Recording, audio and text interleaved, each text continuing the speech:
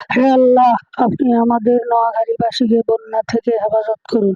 প্রিয় দর্শকবৃন্দ, আসসালামু আলাইকুম। কি খবর আপনাদের? অবশ্যই আপনারা দেখতে পারতেছেন, আজকে আপনাদের সামনে নিয়ে আসছি বন্যার ভিডিও। এই যে দেখতেছেন, এটা হলো আমাদের বাড়ির নিচু নিচু জায়গাগুলোতে পানি উঠে গেছে। এই যে আপনাদেরকে দেখাই, এই এখানে নিচু জায়গা, এখানে পানি উঠে গেছে। তো গত বছর বন্যা হয়েছিল স্মরণকালের সেরা বন্যা হয়েছিল। তো এই বছর কিন্তু ওইরকম বন্যা এখনো আসে নাই। এই যে দেখেন, যেগুলো নিচু এলাকা আছে, নিচু জায়গা, ওইগুলোতে পানি উঠে গেছে। আর অনেক এলাকাতে পানি উঠে গেছে।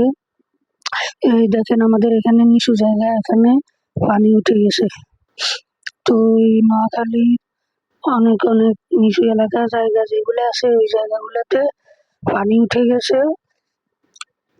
বড় বড় কালা রাস্তাগুলোতে এখনো পানি উঠে নাই। মাঝে মধ্যে যেগুলা নিচু ভাঙাচোরা রাস্তা আছে, ওই জায়গাগুলোতে পানি উঠে গেছে। আর বৃষ্টি তো হইতেছে প্রচুর পরিমাণে, দেখা যাইতেছে এখন বৃষ্টি হইতেছে, আবার কতক্ষণ রোদ উঠতেছে, আবার 1 ঘন্টা পর বৃষ্টি হইতেছে, আবার রোদ হইতেছে। এরকম চলতেছে অনেকদিন থেকে। তো ওই যে দেখাইতেছি, ওই যে ওই দিকে ওই সাইডে গেলে ওইটা কিন্তু পুরোটাই ডুবে গেছে। এটা হলো উত্তর পেয়ারাপুর বুনিয়াবাড়ির এলাকার।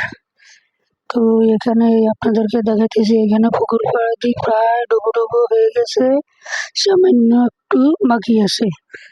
এই দেখেন, যেগুলা নিচু জায়গা, ওই জায়গাগুলোতে পানি উঠে গেছে। এই দেখেন, এগুলো নিচু জায়গা, এখান থেকে পানি উঠে গেছে, বাড়িতে এখনো উঠে নাই।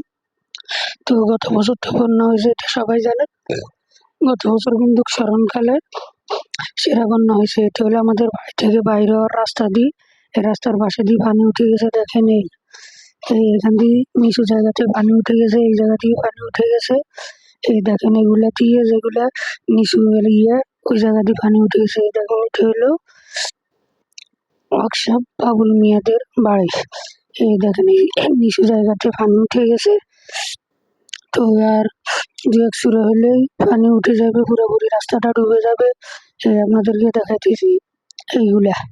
তো এটা হলো আমাদের উত্তর পেয়ারাপুর বুনিয়াবাড়ির আশেপাশের এলাকার বন্যার খবর। এই দেখেন, যেগুলো নিচু জায়গা, এগুলোতে পানি উঠে গেছে, আর রোড এখনো উঠে নাই। তো সবাই দোয়া করবেন আমাদের নোয়াখালীবাসীর জন্য। দেখেন, নোয়াখালীবাসীর জন্য দোয়া করবেন যেন আল্লাহ রহম করে। তো ভিডিওটা কেমন হলো অবশ্যই কমেন্ট করে জানাবেন। সবাই দোয়া করবেন, সবার জন্য শুভকামনা রইল। আল্লাহ হাফেজ। সবাই ভিডিওটা শেয়ার করে